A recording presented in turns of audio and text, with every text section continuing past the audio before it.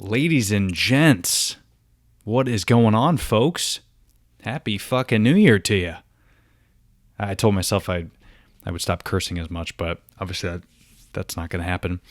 It's been a couple weeks since I put out an episode. Obviously, a lot is going on in 2020. We'll get into that in a little bit with resolutions and all that stuff, but I'm excited about 2020. I was really looking forward to celebrating the new year, mainly because me and the wife always talked about having like a 20s party, like 1920s.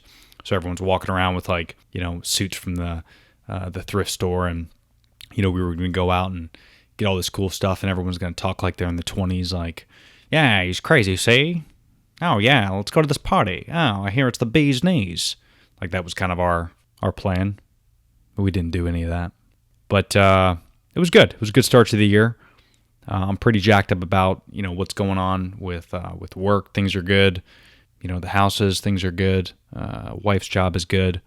Everything's pretty good. We're excited. I did, however, want to use this opportunity to, kind of talk about my resolutions and, hopefully give you guys a little bit of oomph and a little bit of kick in the ass if you haven't started your resolutions yet. We're already in the second week of January, and I'm already like full swing going into what I wanted to do. So we'll get into that, which is kind of what this episode's about. But before we do, I do obviously want to thank Superfat. If you guys don't know, and if you don't follow me on Instagram, first of all, you need to get on that gram. Check me out at The Berardo. Obviously, use the @ symbol, at The Berardo is my Instagram and my Twitter and Facebook and all that stuff. I wonder what my podcast is called. But I did also want to give them a big shout out because I used the opportunity for the holidays prior to the new year, obviously for like Christmas, Thanksgiving, but I made some really incredible super fat recipes, one of which is like my new fave, which is nut butter cookies, so peanut butter cookies, but obviously it's super fat. Super fat's a nut butter. There's no peanuts in it. It's made of almond butter. They use coconut oil, they use MCT oil, macadamia nuts, so it's all good, healthy fats. As good as peanut butter is, just so you know, it is not healthy for you. There's a lot more nuts out there that are healthier for you. That sounded dirty. But you know what I mean. So these are good fats, very similar to like an avocado, how an avocado is a quote unquote good fat. So these nut butters are good fats for you. And they're low in carb, they're keto friendly, they're vegan certified, they're keto certified, they're even kosher. Visit superfat.com, use the code Berardo10 at checkout. So whatever you load up in your cart, you're going to get a discount. And go to my blog, theberardo.com, and you could see all the recipes I posted about superfat, including like smoothies and those cookies I was telling you about. So definitely check that out. But let's get into today's episode. You're just funny. It's funny, the way you tell the story and everything. Funny how? Come here though. Yeah, he's crazy, see? Who are you? We interrupt this program to bring you a special report. Are you ready?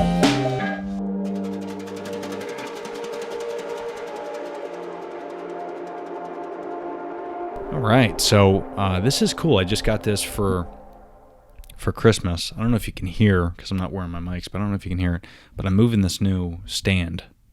It's supposed to be like shock resistant, so you don't hear the sound of everything. I hope it works. I guess we'll find out once I edit this podcast, but I'm pretty excited about this. And if you don't know what I'm talking about, you could follow me on YouTube. I'll leave the link in the description, but you should check it out. It's pretty cool. I'm pretty jacked up about this. I'm very jazzed. I feel like a professional. But I wouldn't invest money into this just because I'm having fun with the podcast, but I got some Amazon gift cards for Christmas, and I used it on the cast. So, new year, guys. New you. We say that every year, right? And I don't know about you guys, but I'm sick of people saying that type of stuff, and you're not going to go through with it. So there's a lot of other episodes that I talk about to where, getting your shit together, put a plan together, and really execute. And, this is 2020. I feel like 2020 is a little bit more exciting and people are a little bit more jazzed up to do what they want. And I don't know if it's because it's like 2020.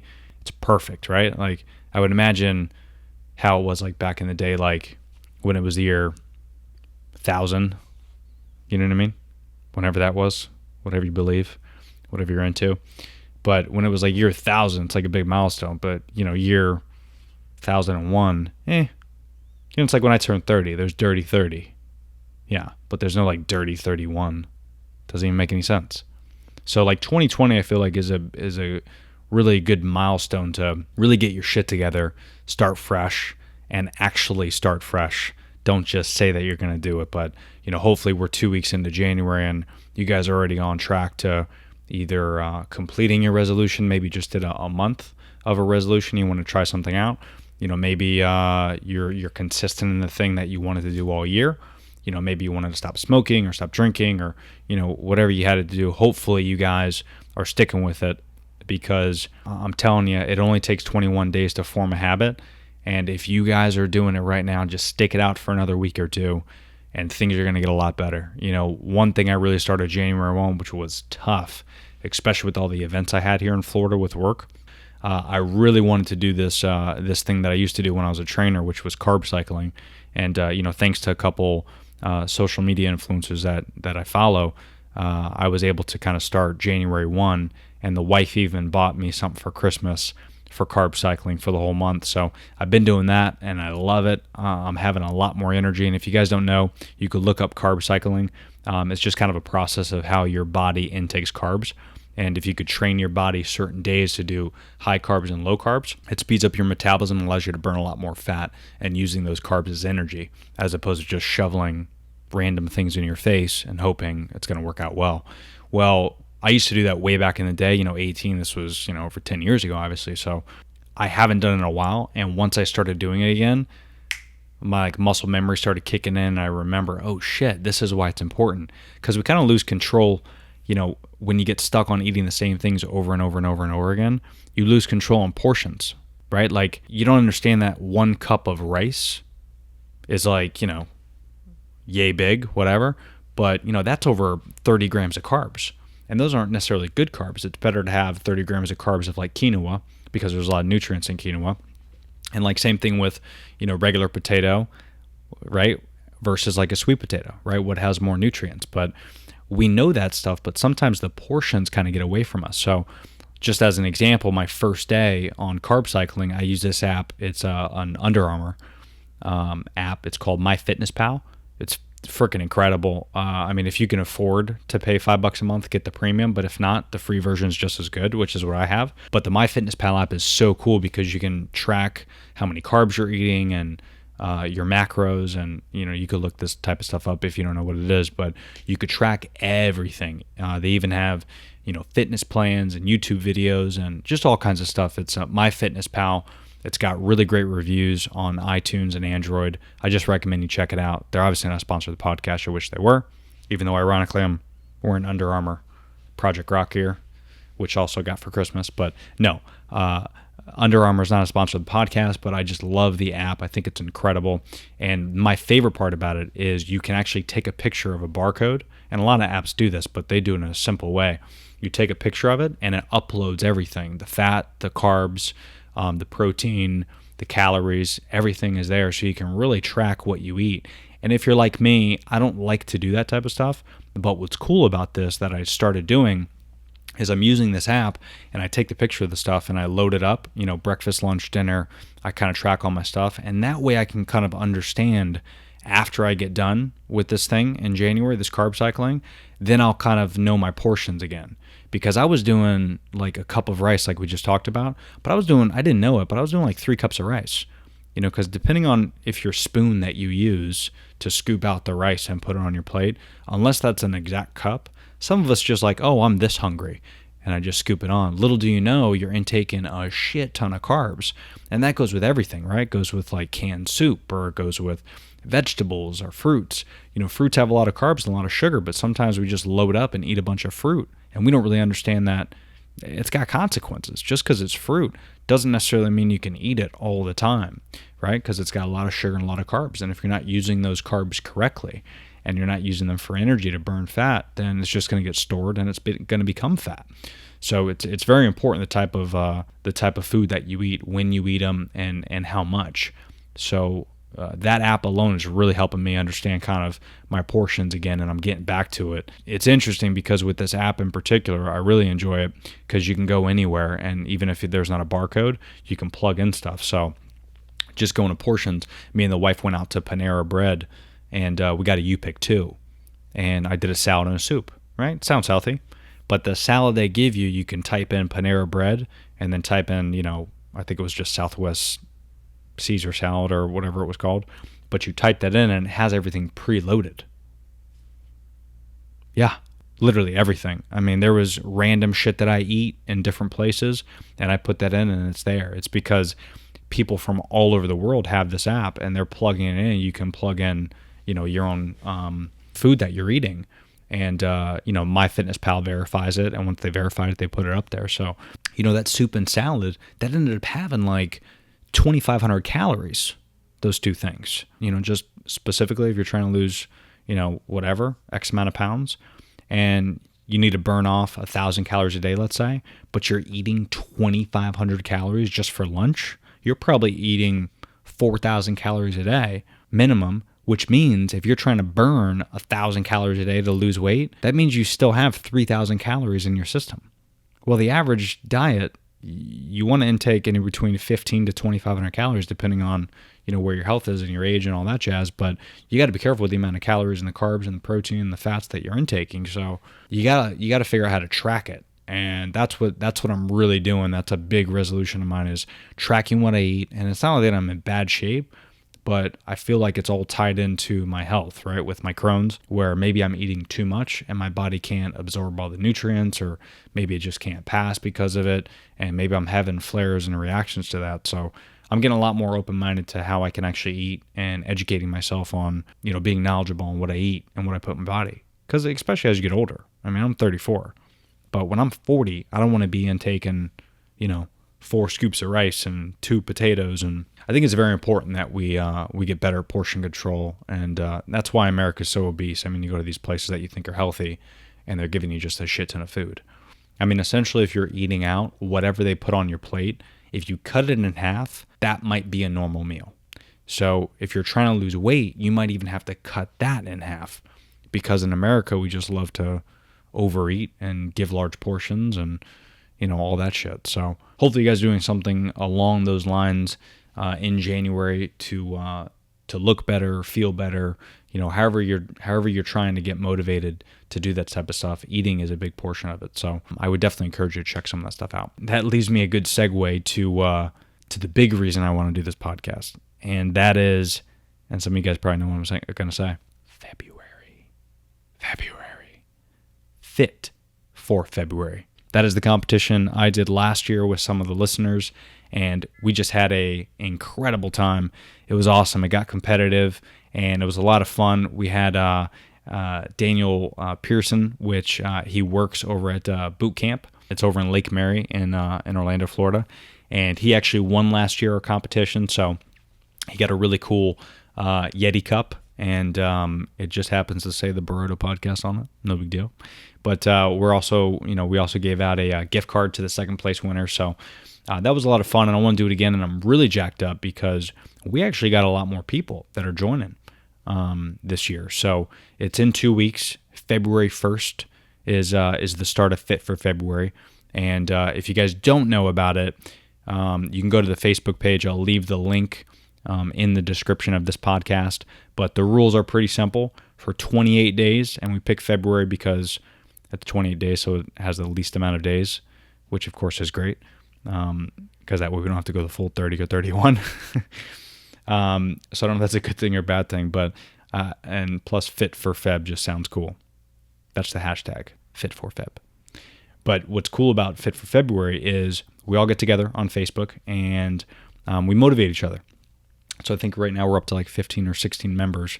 So we have a couple weeks, hopefully, share with this, share this with some friends and some family, and let's get as many people as we can involved. But I'm going to give out another grand prize. It's going to be different than last year, and we'll do a second place as well. For these 28 days, we want to get as many steps in as we can. So you don't necessarily have to be active like me, or you don't have to run a marathon. Maybe you put that on your resolution to where you want to run like 5 miles a day.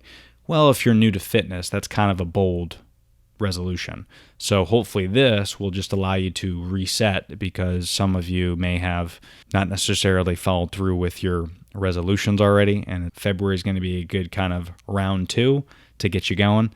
So for that 28 days, get in as many steps as you possibly can. And we also, for the whole month of February, are not going to drink.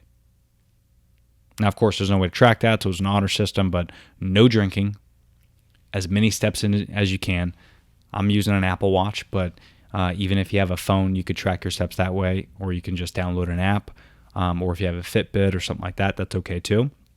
But for 28 days, you want to track your steps. No drinking for that 28 days, as less carbs as you possibly can. So that means no bread. So no simple carbohydrates like bread or potatoes. Try to get more complex carbs, maybe like brown rice or quinoa or sweet potatoes. Quote unquote, the better carbs for you. No artificial foods, right? So if it's got more than just a couple labels, or a couple ingredients, we don't want to eat that, right? We want to keep it as simple as possible. Not necessarily, going plant-based, but that is kind of part of the competition, where try to eat a little less meat, just kind of feel it out. If you eat red meat a couple times a week, maybe cut that out and just switch to fish or chicken. If you only eat fish or chicken, maybe try to cut it out and go plant-based. But Fit for February essentially just means let's get as fit as we possibly can. Let's really push ourselves and motivate ourselves to be the best people we can for the whole month.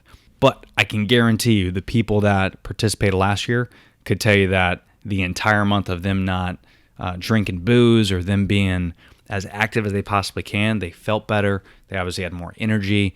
And then it was probably pretty tough for them to go back to their normal lives of eating artificial stuff and not being as active. So the whole idea is trying to commit to that 28 days, just 28 days. That's it. And, using social media as a platform to kind of get people excited through the hashtag Fit4Feb, FITFORFEB,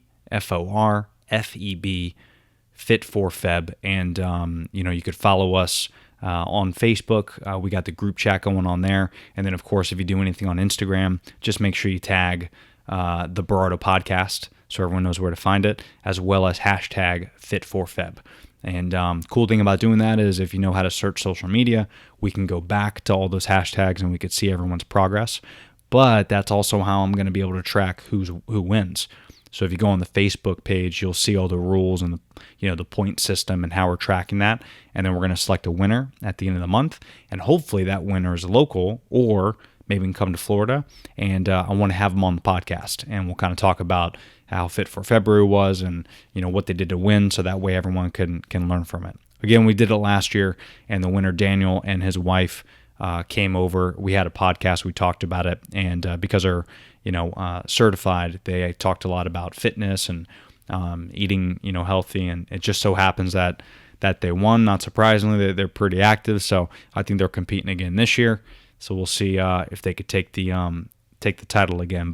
And again, I participate in this stuff too, and no, I did not win last year. I was very pissed off, so I'm going to take it this year, because that's why I'm getting my head start in January. I'm ready to rock and roll. I'm already working out a couple times a week.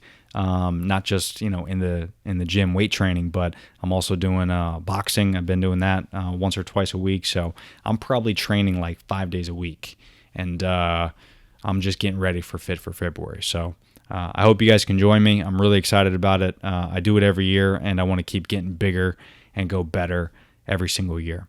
Just kind of take this 2020 as a wake-up call. I think we all did it at some level. Maybe as it was creeping, we looked at it and said, "Ooh, I need to work on this. I need to work on that."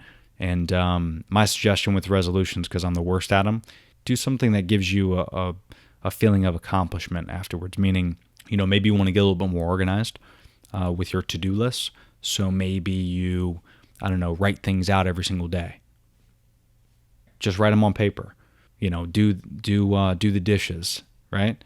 Organize the bathroom, hang up frames, whatever you have to do, your to-do list, write it down on paper and then cross it off, every single day. Maybe that's a resolution of yours. Maybe your resolution is just to be healthier, to be more active. Like I said, don't join a gym. I mean, if you're just starting out, don't join a gym, because then you're going to end up paying for it, and you're going to be discouraged when you don't go. You know, if you're brand new to fitness and, you know, you're 18, 19, 20 years old and you're just not into really working out and you want to try something, maybe just start off with going for bike rides with friends. You know, maybe if you like skateboarding, get a skateboard and skateboard around town. Just do something active to kind of get your body acclimated to working out a lot. You know, you don't necessarily have to go gun-ho. I think that the problem with resolutions is we have this high expectation of, you know, losing 10 pounds or being more active or doing this or doing that. Just make it small. You know, don't take it seriously, but do something that you can actually accomplish it. Make it realistic. That's the one thing I learned with resolutions. My biggest resolution is, you know, when it comes to my personal life, is just, like I said, tracking as much as I possibly can, my eating, you know, being healthier. But I'd probably say my biggest resolution that I'm trying to do for 2020 is not taking things so seriously and calming down. If you know me, I'm very excited, but I really, I'm not trying to sound like cocky or anything, but I put 100% in everything, and sometimes I don't have to. Like, I don't think it's necessary. Like, a good example is when I do the dishes, I go hardcore, like, don't talk to me while I'm doing dishes type of thing. But, you know, if I let it sit for a couple hours, you know, no big deal. Even though it might grow weird bacteria and it might get all hard, especially if it's like a tomato sauce or something and it gets all crusty and okay, a couple hours is pretty rough to leave dishes. But, you know, like if it's an hour or 30 minutes, something like that. So I need to calm down with that stuff. You know, if it's working out, that's a big one for me. Is, yeah, I go work out all the time, but I used to go hard, like a lot of weight, low reps, as much as I can. I wanted to be sore. But now I'm just thinking to myself, I'm just going to work out. I'm not going to take it seriously. I'm just going to be active. That's my big resolution, is just calming down with everything. Relax. Because I figured if I can calm down and do things good, but like at a decent speed and not go hardcore and not kill myself, then I'll be able to do a lot more things, which is what I love. You know, but I always live by the mantra, never half-ass two things, whole-ass one thing. And that was from our man, Ron Swanson. Just because you're not going 100% on something doesn't mean you're half-assing something. It just means you're taking your time to make sure you do that one thing perfectly. You know, the Sistine Chapel did not take a week, right? So just take your time. Do everything as well as you possibly can, and do the things you want to do. Don't do things other people want you to do. Just do the things you want to do. Don't do things because I'm telling you to do them. Just do things that you want to do.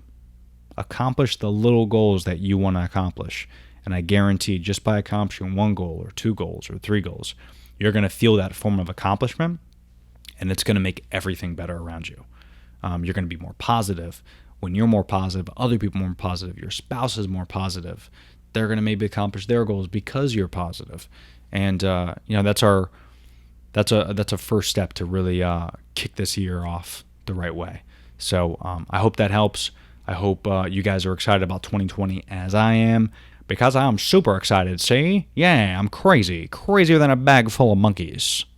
Yeah, people watching this on YouTube are like, what the fuck? Because my face just did some weird things, I think. I can't wait to see this in editing. I might cut it out completely. But anyway, thanks for listening to this podcast. I wanted to say thanks again to Superfat. Go check out Superfat, guys. Superfat.com. Trust me, you're not going to be disappointed. Use the code Berardo10 at checkout. You're going to get a discount because they are delish. And if you haven't already, be sure to leave a review on iTunes or Android. I really appreciate the feedback. It doesn't have to be 5 stars, but give me something. Leave a comment saying you got something from here, you got something from here, you want to hear about this, you don't like this, you don't like that. I love the constructive criticism, and it just makes me better. So don't be shy to leave a review, either it's good or bad. I got a lot to learn about doing this whole podcast thing, and I hope you guys will continue to join me on this journey. And thank you again. Appreciate you guys. Happy New Year, and let's kick some ass. Peace.